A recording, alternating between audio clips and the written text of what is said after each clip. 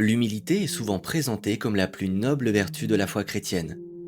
Mais avez-vous déjà mesuré jusqu'où les textes fondateurs exigent de la pousser? Et si le renoncement absolu à sa propre voix n'était pas une punition, mais la plus haute preuve d'amour exigée par le Créateur?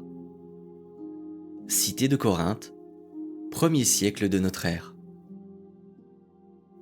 L'apôtre Paul rédige les épîtres qui vont forger l'architecture de l'Église. Dans sa première lettre aux Corinthiens, au chapitre 11, il ordonne aux femmes de se voiler la tête sous peine d'être tondues, jugeant qu'elles ne sont que le reflet de la gloire masculine. Quelques pages plus loin, au chapitre 14, le décret devient absolu. Que les femmes se taisent dans les assemblées, car il ne leur est pas permis d'y parler. Il est malséant à une femme de parler dans l'église. C'est une architecture époustouflante d'humilité. Paul offre aux femmes le sublime martyre de l'ego. En voilant sa gloire physique et en gardant un silence absolu, elle accomplit un sacrifice quotidien, magnifique et silencieux. Il faut mesurer la violence intime de ce texte pour une croyante sincère. L'injonction n'a rien de métaphorique. La femme doit dissimuler son corps sous peine d'humiliation publique, et sa parole est littéralement proscrite de l'espace sacré.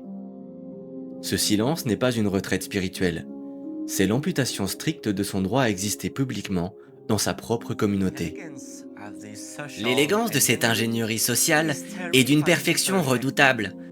Autoriser les femmes à prêcher aurait anéanti les normes patriarcales gréco-romaines. En amputant leur droit de parole, l'institution a neutralisé sans faille la moitié de sa démographie. C'est ici que la logique heurte le dogme. Si un créateur a doté les femmes d'une voix et d'une intelligence, pourquoi exigerait-il qu'elles s'en amputent pour le vénérer? Pourquoi une divinité immatérielle serait-elle offensée par le son d'une voix féminine? La réponse est strictement politique. Ces textes n'ont pas été dictés par les cieux, ni inspirés par le divin, mais rédigés par des hommes bâtissant un monopole. Pour empêcher les femmes de revendiquer une autorité légitime, cette élite naissante a utilisé le sacré comme bâillon définitif.